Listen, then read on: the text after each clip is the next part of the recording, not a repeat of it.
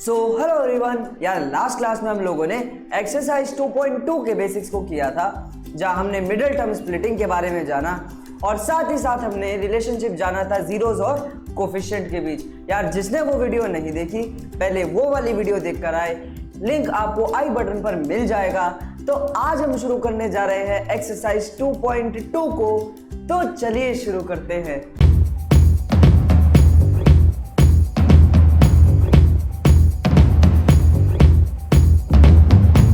Exercise का पहला question अगर हम देखेंगे तो हमसे कह रहा है कि हमें बच्चों क्या फाइंड करने हैं, जीरोस फाइंड करने हैं। तो यार लास्ट क्लास में हमने क्वाड्रेटिक पॉलिनोमियल के जीरोस फाइंड करना सीखा था, जहां हम पूरे पॉलिनोमियल को किसके बराबर रखते थे, जीरो के बराबर रख देते थे, क्योंकि हमें x की एक ऐसी वैल्यू चाहिए जिससे पूरा पॉलिनोमियल बच्चों किसके बराबर हो जाए, जीरो के बराबर हो जाए। उसी तो जीरो रूट या सॉल्यूशन ऑफ द पॉलिनोमियल कहते हैं। अच्छा, अब ये जीरो निकालने के लिए शायद मैंने पढ़ा था कि मुझे मिडिल टर्म स्प्लिटिंग लगानी पड़ती है। तो मिडिल टर्म स्प्लिटिंग एक बार हम दोबारा देख लेते हैं, जिसने लास्ट वाली वीडियो नहीं देखी तो भाई बड़ी ध्यान से देख लो। इधर मिडिल टर्म स्प्लिटिंग करने के लिए आपको सबसे पहले वाली टर्म और सबसे आखिरी वाली टर्म को आपस में क्या करना है, मल्टीप्लाई करना है। तो बच्चों 1 और -8 को मल्टीप्लाई करने पर आपका आंसर क्या आ जाएगा, आपका आंसर 1 और -8 को मल्टीप्लाई करने पर आ जाएगा -8, है ना। और बीच वाली टर्म मैंने आपको बताया था, बीच वाली टर्म हमारी सब्ट्रैक्ट या ऐड करने पर आनी चाहिए, यानी ऐड और सब्ट्रैक्ट करने पर मेरा -2 आ जाना चाहिए। मैंने कहा हाँ -2 आ जाना चाहिए। यानी बच्चों आपको दो नंबर ढूंढने हैं जिन्हें मल्टीप्लाई करने पर -8 आ जाए, जिन्हें मल्टीप्लाई करने पर -8 आ जाए और ऐड या सब्ट्रैक्ट करने पर -2 आ जाए, और ऐड या सब्ट्रैक्ट करने पर आंसर जो है -2 आ जाए।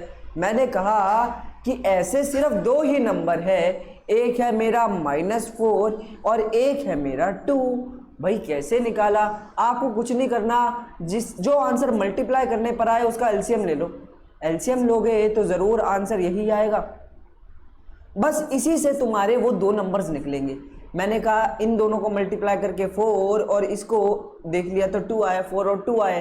अब माइनस प्लस तो तुम खुद भी देख सकते हो। मैंने देखा -4 और 2 को मल्टीप्लाई करने पर -8 आएगा, जबकि -4 और 2 को प्लस करने पर भी आंसर -2 आ जाएगा। तो क्या मेरे को ये कंडीशन सेटिस्फाई कर पाने वाले दो नंबर मिल गए? मैंने कहा हाँ बिल्कुल दो नंबर मिल गए। एक मेरे को मिला -4, एक मिला मेरे को +2। दोनों को मल्टीप्लाई करने पर -8 भी आ रहा है और दोनों को प्लस करने पर -2 भी आ रहा है। तो मैंने कहा क्यों ना -2 को दो हिस्सों में करके लिख दिया जाए। पहला हिस्सा आया मेरा -4 और अगला मेरा आया +2। हाँ कि ना? मैंने कहा हाँ। ये मैंने अपनी मिडिल टर्म को यहाँ पर क्या कर दिया बच्चों, स्प्लिट कर दिया। अच्छा, मैंने कहा यहाँ पर पहले से ही x² था और यहाँ पर पहले से ही -8 था, बिल्कुल इस तरीके से। मैंने कहा हाँ। अब आपको यहाँ पर दो के पेयर बनाने होते हैं, 2 का पेयर ये और 2 का पेयर ये। क्या पहले पेयर के अंदर आपको कुछ कॉमन दिख रहा है? मैंने कहा हाँ, पहले पेयर में दोनों के पास x पड़ा हुआ है, तो मैंने यहाँ पर बच्चों x कॉमन ले लिया। अंदर देखो भाई, x² के पास से 2x में से एक x चला गया तो बचा यहाँ पर 1x, और -4x के पास से x चला गया तो बचा सिर्फ -4, बिल्कुल इस तरीके से। अब मैं देखूंगा सेकंड पेयर में मेरा 2 कॉमन है, क्योंकि 2 भी 2 की टेबल में आता है और -8 भी 2 की टेबल में आता है। तो मैंने यहाँ पर 2 को जल्दी से क्या ले लिया, कॉमन ले लिया। अंदर बचा x -8 की टेबल, मतलब 2 की टेबल में 8 जो है बच्चों कितने पर आता है, 4 पर आता है, और मैंने यहाँ पर इसे भी कॉमन ले लिया। अब आप नोटिस करेंगे कि मेरे दोनों ब्रैकेट बच्चों क्या आ गए, मेरे दोनों ब्रैकेट आ गए सेम। अब इन दोनों ब्रैकेट को हम क्या करेंगे, कॉमन ले लेंगे। कॉमन कैसे लेंगे, ये लो मैंने x -4 को कॉमन ले लिया और अंदर क्या बचा, अंदर बचा एक x और एक बचा +2, एक बचा x और एक बचा +2 इज इक्वल टू 0। यही मेरी मिडल टर्म स्प्लिटिंग है। सबसे पहले आपको दो फैक्टर्स निकालने हैं, उसके बाद आपको दो दो के पेयर बनाने हैं, फिर कॉमन लेना है और उसके बाद आपकी मिडल टर्म स्प्लिटिंग हो जाएगी। इसके बाद हमने पढ़ा था कि एक बार आप x माइनस 4 को 0 के बराबर रख देंगे, एक बार आप x माइनस 4 को 0 के बराबर रख देंगे और एक बार आप x प्लस 2 को 0 के बराबर रख देंगे। एक बार x माइनस 4 को 0 के बराबर और एक बार x प्लस 2 को 0 के बराबर रख देना है। अच्छा, मैंने कहा ये -4 बच्चों उधर जाकर क्या बन जाएगा, +4 बन जाएगा। मैंने कहा हाँ बिल्कुल बन जाएगा। तो x की वैल्यू मेरी क्या आ गई, 4 आ गई।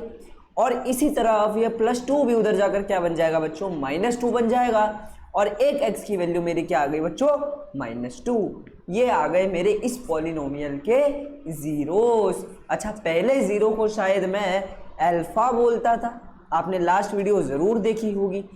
मैं पहले जीरो को क्या बोलता था बच्चों, अल्फा बोलता था, और दूसरे जीरो को मैं बीटा बोलता था, हाँ कि ना। तो बच्चों अल्फा मेरा 4 और बीटा मेरा -2 आ जाएगा, हाँ कि ना। मैंने कहा हाँ बिल्कुल। अब क्वेश्चन मेरे को कह रहा है आपको एक रिलेशनशिप को भी वेरीफाई करना है। तो बच्चों वो रिलेशनशिप भी हमने लास्ट क्लास में पढ़ा था।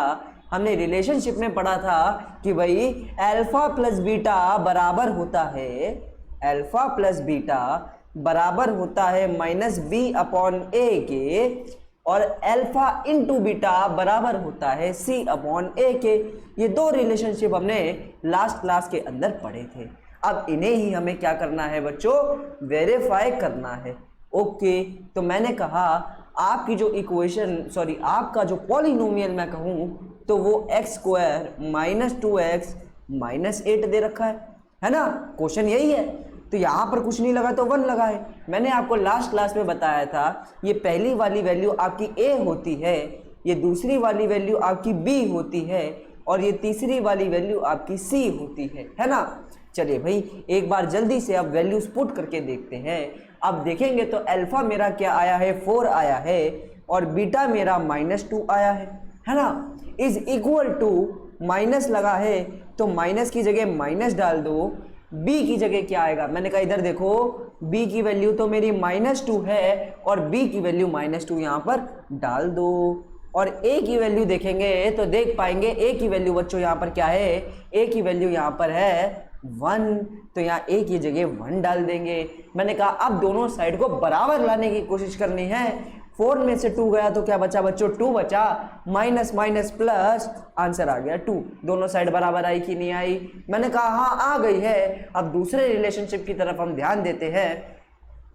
कह रहा है अल्फा इंटू बीटा c/a के बराबर है। अल्फा कितना आया 4, बीटा मेरा कितना आया -2 इज इक्वल टू c की वैल्यू बच्चों आप देखेंगे तो मेरी -8 है। मैंने कहा हाँ -8 है, उसके अलावा a की वैल्यू आप देखेंगे तो क्या है 1 है। अच्छा 4 2 क्या होता है 8, साइन लगेगा माइनस का, और यहाँ पर भी मेरा क्या है -8। क्या दोनों साइड बराबर आ गई, मैंने कहा हाँ दोनों साइड बराबर आ गई, और यहाँ पे मेरा क्वेश्चन जो है खत्म हो जाएगा। चलिए भाई इसी के सेकंड पार्ट की तरफ बढ़ चलते हैं। यहाँ पर भी हमें क्या एक पॉलिनोमियल दे रखा है और इसके हमें जीरोस निकालने हैं, यानी हमें s की एक ऐसी वैल्यू निकालनी है जिससे ये पूरा पॉलिनोमियल बच्चों किसके बराबर हो जाए, 0 के बराबर हो जाए, है ना। अब इसको भी हम मिडल टर्म स्प्लिटिंग से सॉल्व करेंगे। मैंने कहा सबसे पहले आपको इस वाली टर्म और इस वाली टर्म को आपस में मल्टीप्लाई कर देना है। मैंने कहा हाँ, और मल्टीप्लाई करके देखूंगा तो ज़रूर 4 1 बच्चों क्या होता है 4 होता है। तो मैंने कहा मल्टीप्लाई करने पर मेरा आंसर क्या आना चाहिए, 4 आना चाहिए। और मैंने बताया था ऐड और सब्ट्रैक्ट करने पर ये बीच वाली टर्म आनी चाहिए। ऐड या सब्ट्रैक्ट करने पर ये बीच वाली टर्म आनी चाहिए जो कि क्या है -4। तो मैंने कहा 2 नंबर बता दीजिए, 2 नंबर बता दीजिए जिन्हें मल्टीप्लाई करने पर 4 आए और प्लस या माइनस करने पर आपका आंसर -4 आ जाए। तो मैंने कहा अगर 4 को देखूंगा तो मेरे पास एक ही चीज आएगी 2 और 2। मैंने कहा 2 2 4 होता है। लेकिन 2 और 2 को प्लस करने पर +4 आएगा, -4 नहीं आएगा। तो मैंने कहा इनके आगे माइनस लगा के देखते हैं, क्योंकि -2 और -2 को मल्टीप्लाई करने पर भी आंसर +4 आता है, और -2 और -2 को माइनस करने पर इधर देखेंगे मेरा आंसर जो है -4 आ जाता है। तो मैं कहूँगा कि मेरे जो दो फैक्टर्स आए हैं वो आए हैं -2 और -2, क्योंकि -2 और -2 मल्टीप्लाई करने पर आंसर आता है 4, और -2 कर पर आंसर आता है -4, है ना। तो मैंने इस बीच वाली टर्म को दो हिस्सों में बांट देना है। -4 को मैं -2 और -2 लिख सकता हूँ जैसा कि मैंने अभी निकाला। उसके अलावा 4s² यहाँ पर पहले से था और +1 भी यहाँ पर पहले से था, बिल्कुल ऐसे। मैंने कहा अब आपको दो दो के क्या बनाने हैं बच्चों, पेयर बना लेने हैं, बिल्कुल ऐसे। अब पहले पेयर में आप देखेंगे तो आपको 2 भी कॉमन दिखाई पड़ेगा, क्योंकि 4 और 2 दोनों 2 की टेबल में आते हैं, और साथ ही साथ दोनों के पास s है तो s भी कॉमन दिखाई पड़ेगा। अंदर क्या बचा, मैंने कहा अंदर बचा 2s-1 कॉमन लेना तो आता होगा बच्चों, मल्टीप्लाई करके देख लो आंसर ऊपर वाला ही आएगा। 2 2 जा 4, s और s बन जाएंगे s², है ना। अच्छा यहाँ पे कुछ कॉमन नहीं है तो बच्चों -1 कॉमन ले लो। देखो मैंने अगर माइनस कॉमन लिया है तो अंदर के साइन भी क्या हो जाएंगे, चेंज हो जाएंगे। जो -2s था वो +2s हो जाएगा, और जो +1 था वो अब क्या हो जाएगा, -1। मल्टीप्लाई करके देख लो आंसर ऊपर वाला ही आ जाएगा। -1 × 2s -2s, minus minus plus 1 × 1 1 आ जाएगा। बात समझ आ रही है। मैंने देखा अब दोनों ब्रैकेट सेम हो गए हैं, तो इन दोनों ब्रैकेट को हम क्या ले लेंगे बच्चों, कॉमन ले लेंगे। तो बिल्कुल इस तरीके से हम ब्रैकेट को क्या ले लेते हैं, कॉमन ले लेते हैं। तो कॉमन लेने के बाद अंदर बचा एक 2s और एक बचा -1, एक बचा 2s और एक बचा -1। अब हमें इसके क्या निकालने हैं, जीरोस निकालने हैं। तो जीरोस निकालने के लिए बच्चों मैंने आपको बताया था, एक बार आप 2s - 1 को 0 के बराबर रखेंगे, एक बार आप 2s - 1 को 0 के बराबर रखेंगे, और दूसरी बार भी आप 2s - 1 को 0 के बराबर रख देंगे। बिल्कुल ऐसे। मैंने कहा हाँ बिल्कुल ऐसे। अभी ये -1 जो है इधर आके +1 बन जाएगा, तो ये आ जाएगा 2s = 1, और सेम ऐसे -1 इधर आके +1 बन जाएगा तो 2s = 1। अब ये 2 जो है बच्चों इधर मल्टीप्लाई हो रहा है, उधर जाके डिवाइड हो जाएगा, तो s की वैल्यू 1/2 आ जाएगी, और यहाँ पर भी s की वैल्यू 1/2 आ जाएगी। मैंने आपको बताया था जो मेरा पहला 0 होता है उसे मैं अल्फा कहता हूँ, अल्फा मेरा आया 1/2, और जो दूसरा बीटा है, जो मेरा दूसरा 0 है उसे मैं बीटा कहता हूँ, और बीटा आया मेरा 1/2, अल्फा भी 1/2 और बीटा भी 1/2 आया। अभी मैं इसको बॉक्स में कर लेता हूँ, बिल्कुल इस तरीके से। मैंने कहा हाँ इसको भी बॉक्स में कर लेते हैं। जीरोस तो हमने निकाल दिए बच्चों, अब हमें वेरीफाई करना है रिलेशनशिप को। तो सबसे पहला रिलेशनशिप हमने पढ़ा था कि अल्फा प्लस बीटा बराबर होगा -b/a के। तो मैं कहूँ यहाँ पे आपको a b c की क्या वैल्यू लेनी है, तो मैंने आपको कहा था जो भी क्वाड्रेटिक इक्वेशन आपको दे रखी हो, ये पहले वाला आपका a होगा, ये दूसरे वाला आपका b होगा, और ये तीसरे वाला आपका c होगा। क्योंकि हमने पढ़ा था कोई भी क्वाड्रेटिक इक्वेशन किस फॉर्म में होती है, ax² + bx + c की फॉर्म में होती है। तो x² के साथ वाला आपका a हो जाएगा, x के साथ वाला आपका b हो जाएगा, और बाकी बचा आपका c हो जाएगा। अच्छा अल्फा की जगह क्या मैं 1/2 लिख सकता हूँ, मैंने कहा हाँ। बीटा की जगह भी मैं 1/2 लिख सकता हूँ, मैंने कहा हाँ। माइनस का साइन बोला है तो माइनस का साइन लगा दो। b की जगह मैं क्या लूंगा, आप देखेंगे b की जगह हमें क्या लेना है, -4 लेना है, और a की जगह आपको क्या लेना है बच्चों, 4 लेना है। आप यहाँ पर देख सकते हैं, है ना, a b c की वैल्यू हमने ले रखी है। यहाँ पे b की जगह आप लेंगे -4 और a की जगह लेंगे आप 4। अच्छा 1/2 और 1/2 एलसीएम लेके प्लस कर दो, बिल्कुल इस तरीके से। मैंने कहा हाँ माइनस माइनस प्लस हो जाएगा। ये आ जाएगा 2/2 और ये आ जाएगा 4/4। ऊपर नीचे वाले सेम हैं, इन्हें काट दो, आ गया 1, इन्हें काट दो, आ गया 1 और 1 इक्वल्स टू 1। दोनों बराबर आ गए, दोनों वेरीफाई हो गए। अब दूसरे वाले रिलेशनशिप को हमें क्या करना है यहाँ पे बच्चों, वेरीफाई करना है। दूसरा रिलेशनशिप है alpha into beta is equal to C/A, है ना। अल्फा मुझे क्या दे रखा है, अल्फा मुझे दे रखा है 1/2, बीटा मुझे दे रखा है बच्चों 1/2, C मुझे दे रखा है 1 और A मुझे दे रखा है 4। मैंने कहा आप देखो 1 1 जा 1 और 2 2 जा 4 होता है, ये आ गया 1/4 और यहाँ भी आ गया 1/4 और यहाँ क्वेश्चन क्या हो जाएगा, खत्म हो जाएगा। चलिए भाई बढ़ चलते हैं नेक्स्ट क्वेश्चन की तरफ। तो नेक्स्ट क्वेश्चन कुछ इस तरीके से दे रखा है, लेकिन इस क्वेश्चन के अंदर कुछ गड़बड़ सी लग रही है। अब तक मैं जितने क्वेश्चन कर रहा था उसमें x² पहले होता है, x बीच में होता है और नंबर लास्ट में होता है। तो इसको पहले इस फॉर्म के अंदर आप लिखेंगे, वरना ऐसे सॉल्व करने बैठे तो हर बार आंसर गलत आएगा। पहले इसे जनरल फॉर्म के अंदर लेकर आएंगे। तो मैंने कहा इसे क्या मैं ऐसे लिख सकता हूँ, -7x को आगे ले आओ और -3 को पीछे ले जाओ। बात समझ आ रही है? मैंने कहा हाँ, और अब ये मेरी जनरल फॉर्म में आ गया है और अब मैं इसे सॉल्व कर सकता हूँ। यानी मुझे इस पॉलिनोमियल में x की एक ऐसी वैल्यू निकालनी है जिससे पूरा पॉलिनोमियल किसके बराबर हो जाए, 0 के बराबर हो जाए, है ना। अब बड़ी ध्यान से देखेंगे तो यहाँ पर मुझे मिडल टर्म स्प्लिटिंग लगानी पड़ेगी। कैसे लगाएंगे? तो मैंने यहाँ पर देखा कि भाई आपको इस वाली टर्म को और इस वाली टर्म को क्या करना है, मल्टीप्लाई करना है। मैंने कहा हाँ मल्टीप्लाई करना है। तो आप यहाँ पर देखेंगे कि 6 और -3 को मल्टीप्लाई करने पर आपका आंसर आ जाएगा 6 इंटू -3 क्या होता है बच्चों, -18 होता है। और ऐड या सब्ट्रैक्ट करने पर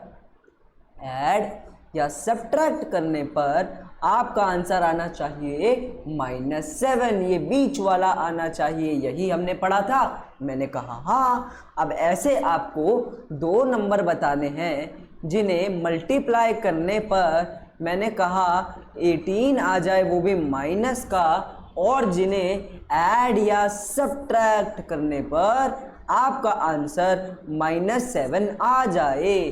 तो मैंने कहा ये तो बहुत ही सिंपल है। मैंने कहा 9 2 जा 18 होता है, और अगर मैं इसके साथ माइनस लगा दूं तो -9 इंटू 2 -18 हो जाएगा। और मैंने साथ साथ कहा कि -9 और 2 को प्लस करने पर बच्चों आपका आंसर -7 भी आ जाएगा। माइनस प्लस माइनस, साइन लगाओ बढ़ेगा माइनस का, और 9 में से 2 का 7 आएगा। तो मैंने देखा कि मेरे को मेरे 2 फैक्टर्स मिल गए, एक मिला -9 और दूसरा मिला मेरे को 2। तो क्या मैं -7 को 2 हिस्सों में लिख सकता हूँ? मैंने कहा हाँ, हम 2 हिस्सों में लिख सकते हैं। पहला आएगा -9x और दूसरा आएगा +2x, बिल्कुल ऐसे। मैंने कहा हाँ। यहाँ पर आएगा -3 और यहाँ पर आएगा 6x² जो कि पहले से था, एज इट इज उतार देना है। अब 2 के हमें क्या बनाने बच्चों, पेयर बनाने हैं। तो 2 के पेयर बना लो। तो मैंने यहाँ पे देखा 6 और 9 दोनों 3 की टेबल में आते हैं, दोनों के पास x भी कॉमन है। अंदर क्या बचा, इधर देखिए। तो मैंने कहा यहाँ पर बचा 2x, क्योंकि 3 2 जा 6 होता है, x और x² हो जाएगा, माइनस यहाँ पर 9 जो है 3 की टेबल में 3 पर आता है, बिल्कुल ऐसे आ जाएगा। अगले वाले पेयर में तो कुछ भी कॉमन नहीं है, तो जिसमें कुछ कॉमन नहीं उसमें 1 कॉमन होता है, और अंदर दोबारा से वही बच जाएगा 2x - 3। तो मैंने यहाँ पे देखा मेरे दोनों ब्रैकेट बच्चों क्या आ गए, सेम आ गए। तो मैं दोनों ब्रैकेट को यहाँ पर क्या ले लूँगा, कॉमन ले लूँगा, बिल्कुल ऐसे। 2x - 3 को मैंने क्या ले लिया, कॉमन ले लिया। अब अंदर क्या बचा, अंदर बचा 3x और बचा +1, एक बचा 3x और एक बचा +1। अब हम इसके क्या निकाल लेते हैं, जीरोस निकाल लेते हैं। तो एक बार 2x - 3 को 0 के बराबर रख देंगे और एक बार 3x प्लस 1 को 0 के बराबर रख देंगे। बिल्कुल ऐसे मैंने कहा। हाँ आगे देखिए, ये -3 इधर आके +3 बन जाएगा, तो ये आ जाएगा 2x इज इक्वल टू 3, ये 2 उधर जाके डिवाइड हो जाएगा, तो x की वैल्यू आ जाएगी 3/2। सेम इसी तरीके से +1 इधर आके -1 बन जाएगा, तो 3x इज इक्वल टू -1, और ये 3 इधर मल्टीप्लाई हो रहा है, उधर जाकर डिवाइड हो जाएगा, तो x की वैल्यू आ जाएगी -1/3। तो मेरे पास x की 2 वैल्यू आ गई, यानी मेरे 2 ज़ीरोज़ आ गए। तो पहले ज़ीरो को यार आपको पता होगा मैं अल्फ़ा कहूँगा, और दूसरे ज़ीरो को मैं बीटा कहूँगा। बिल्कुल इस तरीके से मैंने कहा। हाँ अब आप इसे डब्बे में डाल लीजिए ताकि आप इस बात को ध्यान में रखें। मैंने कहा ओके डब्बे में डाल लेते हैं। चलिए भाई डाल लिया डब्बे में हमने इसे। अच्छा अब हमें ए बी और सी की भी वैल्यू चाहिए। क्यों? क्योंकि हमें ज़ीरोज़ को वेरीफाई करना है। तो भाई मैंने देखा अल्फ़ा प्लस बीटा बराबर होगा -b/a के। मैंने कहा हाँ, तो मैंने कहा पहले ए बी और सी की वैल्यू निकाल लेते हैं। मैंने कहा यहाँ देखिए जो मेरा क्वेश्चन था, जो मैंने चेंज करा था, इधर देखिए इस वाले को लेना है, इस वाले को लेना, ऊपर वाला मत लीजिए, वो मेरी जनरल फॉर्म के अंदर नहीं है। तो जो जनरल फॉर्म में है सिर्फ उसे लेंगे, ठीक है। तो यहाँ मेरा ये क्या आ गया, ए आ गया, ये मेरा बी आ गया, और ये मेरा सी आ जाएगा। बिल्कुल इस तरीके से मैंने कहा हाँ। तो भाई अल्फा मेरा आया 3/2, बीटा आया मेरा 1/3। माइनस बोला है, माइनस लगा दो। बी की जगह हमारा क्या आएगा, -7 आएगा। मैंने कहा ओके, आप चेक कर सकते हैं यहाँ पे बी की जगह मेरा क्या आएगा, -7 आएगा, और ए की जगह मेरा 6 आएगा। मैंने कहा यहाँ पर इन दोनों का क्या ले लेते हैं, एलसीएम ले लेते हैं। 2 और 3 का एलसीएम बच्चों आएगा 6, और ऊपर एलसीएम लेने पर बिल्कुल इस तरीके से आ जाएगा। मैंने कहा हाँ, माइनस माइनस बच्चों क्या होता है प्लस, इसका आंसर आ गया 7/6, और 9 में से 2 गए बचा 7, इसका भी आंसर क्या आ गया 7/6। दोनों आ गए बराबर, तो हमने यहाँ पर इसको वेरीफाई कर दिया। अब दूसरा रिलेशनशिप हमारा क्या है, वो है alpha into beta is equal to C/A। तो मैंने कहा अल्फा आया मेरा 3/2, बीटा आया मेरा -1/3, सी जो मेरे को दे रखा है वो दे रखा है -3, और ए जो मेरे को दे रखा है, ए मेरे को दे रखा है 6। बिल्कुल यही दे रखा है। मैंने कहा हाँ, तो आप देखेंगे कि यहाँ पे 3 से 3 कट जाएगा, यहाँ पर 3 और 6 कटे 1 और 2 पे, तो मैंने देखा यहाँ भी -1/2 आ जाएगा, और यहाँ भी -1/2 आ जाएगा। यहाँ पर हमारा ये वाला पार्ट भी बच्चों क्या हो जाता है, ख़त्म हो जाता है। जल्दी से बढ़ चलते हैं नेक्स्ट पार्ट की तरफ। तो नेक्स्ट पार्ट अगर आप देखेंगे तो यहाँ पर ये थोड़ा अजीब सा क्वेश्चन है। क्या है यहाँ पर, वो तीसरा वाला जो है नंबर जो होता था वो गायब है। तो भाई यहाँ पर हम मिडल टर्म स्प्लिटिंग नहीं लगाएंगे। मिडल टर्म स्प्लिटिंग तभी लगेगी जब क्वेश्चन के अंदर 3 टर्म्स हो, बट फिलहाल के लिए यहाँ पर हमारी कितनी टर्म्स हैं, 2 टर्म्स है, तो हम यहाँ पर मिडल टर्म स्प्लिटिंग नहीं लगाएंगे। हमें u की एक ऐसी वैल्यू निकालनी है जिससे पूरा पॉलिनोमियल बच्चों किसके बराबर हो जाए, 0 के बराबर हो जाए। मैंने कहा दोनों के अंदर कुछ कॉमन है क्या, मैंने कहा हाँ, दोनों 4 और 8 दोनों 4 की टेबल में आते हैं, और दोनों के पास u भी है, तो इसमें 4u कॉमन है, अंदर बचा u, और 8 जो है 4 की टेबल में 2 पर आता है, बिल्कुल यही बचेगा। मैंने कहा हाँ, तो आपको कुछ भी नहीं करना, जीरोज निकालने के लिए एक बार इसको 0 के बराबर रख दो, और एक बार इसको 0 के बराबर रख दो। एक बार 4u को 0 के बराबर रख देंगे, और एक बार u + 2 को 0 के बराबर रख देंगे, बिल्कुल ऐसे। मैंने कहा हाँ। अच्छा, u आ गया आपका 0/4, जो कि किसके बराबर होता है, 0 के बराबर होता है, और एक u जो है ये +2 है, उधर जाकर क्या हो जाएगा, -2 हो जाएगा। मेरे पास u की 2 वैल्यूज आ जाएंगी। मैंने कहा हाँ, पहली वाली वैल्यू को शायद मैं क्या बोलूँगा, मैं अल्फा बोलूँगा, और दूसरी वाली वैल्यू को शायद मैं क्या बोलूँगा, बीटा बोलूँगा, बिल्कुल ऐसे। अच्छा, मैंने कहा यहाँ पर आपके पास कोई तीसरी टर्म नहीं है, तो उसकी जगह क्या मैं 0 लिख सकता हूँ। मैंने कहा हाँ, 0 लिख सकते हैं। अब a, b और c की वैल्यू क्या होगी, a की वैल्यू आपकी हो गई 4, मैंने कहा b की वैल्यू हो गई आपकी 8, और c की वैल्यू हो गई आपकी 0। मैंने कहा ओके। अब रिलेशनशिप को हमें क्या करना है, यहाँ पे वेरीफाई करना है। तो पहला रिलेशनशिप है आपका alpha plus beta is equal to minus b upon a. मैंने कहा हाँ, अल्फा की जगह आएगा 0, उसके बाद बीटा की जगह आएगा -2, माइनस है तो माइनस लगा दो, बी की जगह आप देखेंगे क्या आएगा 8 आएगा, जिसको नहीं दिख रहा है यहाँ से देखिए, और ए की जगह आएगा हमारा 4, है ना। मैंने कहा ये आ गया -2 इज इक्वल टू 8 और 4 कटे 1 और 2 पर क्या आ जाएगा -2 आ जाएगा, दोनों बराबर आ जाएंगे। अब दूसरा रिलेशनशिप वेरीफाई करते हैं। दूसरा रिलेशनशिप है alpha into beta is equal to c upon a, बिल्कुल ऐसे आएगा। मैंने कहा हाँ, अल्फा की जगह क्या आएगा बच्चों 0 आएगा, बीटा की जगह -2 आएगा, सी की जगह 0 आएगा, ए की जगह 4 आएगा, बिल्कुल ऐसे। मैंने कहा हाँ, 0 को -2 से मल्टीप्लाई करो आंसर आएगा 0, 0 को 4 से डिवाइड करो आंसर आएगा 0, दोनों बराबर आ गए और क्वेश्चन हमारा यहाँ पर समाप्त हो जाएगा। चलिए भाई नेक्स्ट पार्ट की तरफ हम जल्दी से बढ़ चलते हैं। अरे वाह, नेक्स्ट पार्ट हमसे कह रहा है कि भाई एक पॉलिनोमियल दे रखा है t² -15, इसके आपको जीरोज निकालने हैं। देखिए इसके जीरोज हम क्लास 9th के तरीके से निकालेंगे। क्लास 9th में आपने पॉलिनोमियल को सॉल्व करना सीखा होगा, पॉलिनोमियल को फैक्टराइज करना सीखा होगा आइडेंटिटीज की मदद से। वो एक बार मैं दिखा देता हूँ यार। क्या मैं 15 को ऐसे लिख सकता हूँ √15 का स्क्वायर, हाँ कि ना। मैंने कहा लिख तो मैं सकता हूँ क्योंकि √ से स्क्वायर कट जाता है और आंसर मेरे पास 15 दोबारा आ जाएगा। तो क्यों ना 15 को √15 का स्क्वायर लिख दिया जाए। मैंने कहा हाँ।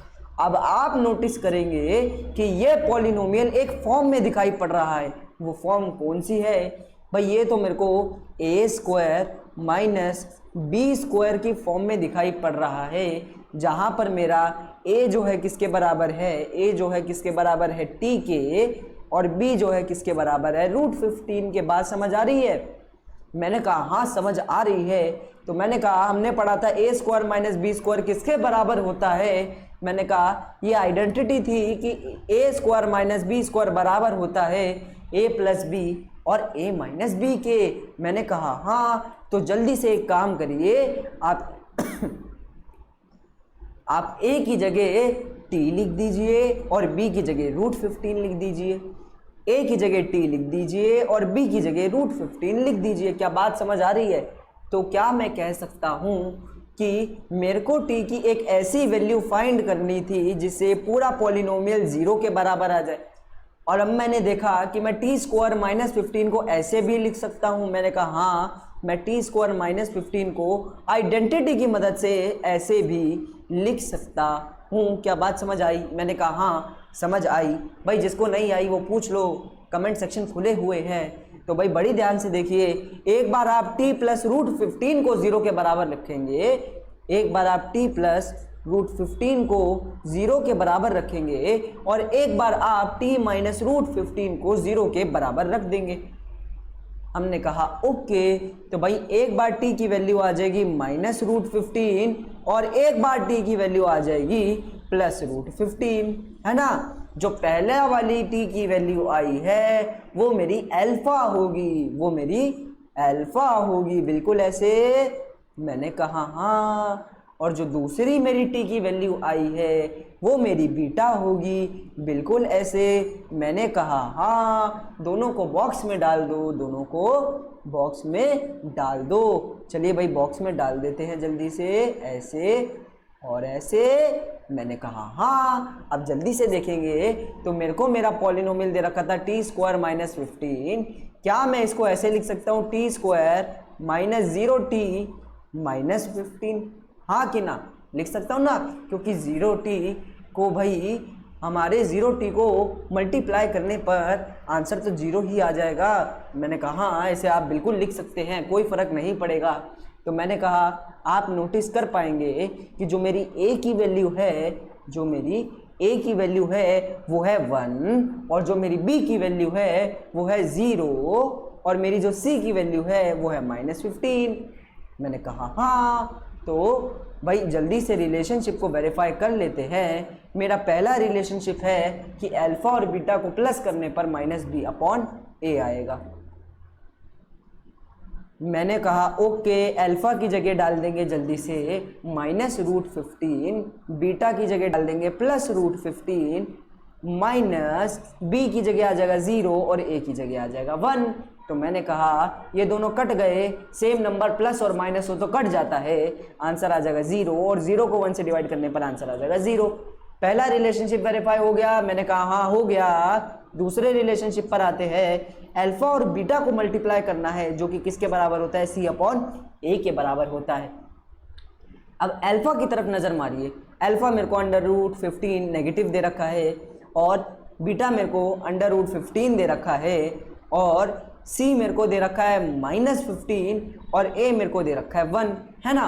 बिल्कुल ऐसे, जिसको नहीं दिख रहा यहाँ से देखो यार, ABC की वैल्यू यहाँ पर लिखी हुई है। अच्छा, √15 माने √15 का स्क्वायर, बिल्कुल ऐसे। मैंने कहा हाँ, = -15। मैंने कहा ओके, स्क्वायर से अंडर रूट काट दो, -15 बराबर आ जाएगा -15 के। हो गया ये वाला क्वेश्चन सॉल्व। थोड़ा सा अलग क्वेश्चन था। चलिए भाई नेक्स्ट पार्ट की तरफ बढ़ चलते हैं। तो नेक्स्ट पार्ट हमारा है 3x² - x - 4। तो यहाँ पर हम देख रहे हैं कितनी टर्म है, 3 टर्म है। तो हम यहाँ पर क्या लगाने वाले हैं, मिडल टर्म स्प्लिटिंग लगाने वाले हैं।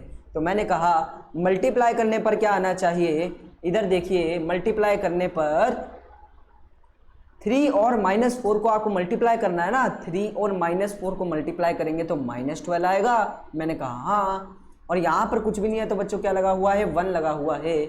और ऐड या सब्ट्रैक्ट करने पर आपका आंसर क्या आना चाहिए, मैंने कहा ऐड या सब्ट्रैक्ट करने पर आंसर आना चाहिए -1। मैंने कहा 2 नंबर बताइए जिन्हें मल्टीप्लाई करने पर -12 आ जाए और ऐड या सब्ट्रैक्ट करने पर आंसर जो है -1 आ जाए। मैंने कहा आप गौर से सोचिए, क्या 4 3 12 होता है। मैंने कहा हाँ। क्या -4 × 3 -12 होता है। मैंने कहा हाँ। अच्छा, क्या -4 और 3 को प्लस करने पर भी -1 आता है। मैंने कहा हाँ। मेरे को मेरे 2 फैक्टर्स मिल गए, एक मिला -4, एक मिला 3। क्या बात समझ आई। दोनों को मल्टीप्लाई करने पर -12 भी आ रहा है और दोनों को प्लस करने पर -1 भी आ रहा है। चलिए भाई, अब क्या मैं -1 को -1x को -4 और +3 लिख सकता हूँ। मैंने कहा हाँ बिल्कुल लिख सकते हैं। 3x² यहाँ पर पहले से ही था और -4 यहाँ पर पहले से ही था। बात समझ आई। मैंने कहा हाँ बात तो समझ आ रही है। अब मैंने कहा 2 के क्या बनाते थे आप लोग, पेयर बनाते थे। पहले वाले पेयर में सिर्फ x कॉमन है तो x कॉमन ले लो। बेचारे 2x से 1x चला गया, सिर्फ 1x बचा। -4x से भी x चला गया तो सिर्फ -4 बचा। दूसरे पेयर में कुछ कॉमन नहीं है तो 1 कॉमन है, अंदर बचा 3x - 4। बिल्कुल ऐसे। मैंने कहा देखो दोनों ब्रैकेट सेम आ गए तो दोनों ब्रैकेट को क्या ले लेते हैं, कॉमन ले लेते हैं। क्या आ गया, 3x - 4 कॉमन आ गया। अंदर क्या बचा, अंदर बचा x और बचा +1, अंदर बचा x और बचा +1। बिल्कुल ऐसे। मैंने कहा हाँ। अब आगे देखिए, आगे देखेंगे तो देख पाएंगे कि ये किसके बराबर है, 0 के। तो एक बार 3x - 4 को 0 के बराबर रखो और एक बार x + 1 को 0 के बराबर रखो। तो आपकी यहाँ पर ये -4 इधर आके +4 बन जाएगा और ये आ गया मेरा 3x। ये 3 इधर मल्टीप्लाई हो रहा है, उधर जाके डिवाइड हो जाएगा और x की वैल्यू आ जाएगी मेरी 4/3। यहाँ पर x की वैल्यू क्या आ जाएगी, +1 इधर आके -1 हो जाएगा और x की वैल्यू आ जाएगी मेरी -1। मैंने कहा हाँ। तो ये पहले वाला मेरा क्या होता है बच्चों, अल्फा होता है और दूसरे वाला मेरा क्या होता है, बीटा होता है। मैंने कहा हाँ। दोनों को बॉक्स में डाल देंगे तो बॉक्स में डाल दो। बिल्कुल इस तरीके से, बिल्कुल इस तरीके से। मज़ा आ गया एकदम, है ना। आइए भाई अब लास्ट में देख लेते हैं इनके बीच का रिलेशनशिप। तो मैंने कहा मेरे को पता है अल्फा + बीटा किसके बराबर होता है, -b/a के बराबर होता है। अल्फा की जगह क्या आ जाएगा, 4/3, बीटा की जगह आ जाएगा -1। अच्छा, अब इधर देखेंगे -b की जगह क्या लिखूंगा, अभी बड़ी ध्यान से देखो। ये मेरी a की वैल्यू, ये मेरी b की वैल्यू और ये मेरी c की वैल्यू हो जाएगी, हाँ कि ना। मैंने कहा हाँ। देखो भाई b की जगह आएगा -1 और a की जगह आएगा 3, बिल्कुल ऐसे। मैंने कहा इधर आपको एलसीएम लेना चाहिए, 3 और 1 का एलसीएम आएगा 3 और ऊपर एलसीएम में ये आ जाएगा। मैंने कहा हाँ, माइनस माइनस होता है प्लस, यहाँ पर आ जाएगा 1/3, है ना। माइनस और माइनस का साइन मिलकर क्या बन गए, प्लस बन गए। तो मैंने कहा 4 में से 3 गए तो आप देख पाएंगे 1 बचेगा, इधर भी 1/3 और इधर भी 1/3 आ जाएगा। अब दूसरा बचा मेरा दूसरा रिलेशनशिप है alpha into beta is equal to c upon a, बिल्कुल यही है। मैंने कहा हाँ बिल्कुल यही है। मैंने देखा अल्फा की जगह क्या आएगा 4/3 और बीटा की जगह आएगा -1। उसी तरफ c जो है मेरा -4 है और a जो है मेरा 3 है। मैंने कहा -1 को 4 से मल्टीप्लाई करोगे तो -4 आ जाएगा। मैंने कहा हाँ, तो यहाँ पर मेरी दोनों साइड आ गई बराबर और ये वाला क्वेश्चन हो गया खत्म। इसके बाद यार एक क्वेश्चन और बचा है, क्वेश्चन नंबर 2। ये पूरा क्वेश्चन नंबर 1 के 6 पार्ट हमने कर दिए, लेकिन वीडियो बहुत लंबी हो गई है, इस वजह से क्वेश्चन नंबर 2 हम नेक्स्ट क्लास में करेंगे। यार तब तक के लिए इस क्वेश्चन की अच्छे से प्रैक्टिस कीजिए और कोई भी डाउट हो तो आप पूछ सकते हैं। और तब तक के लिए बाय बाय।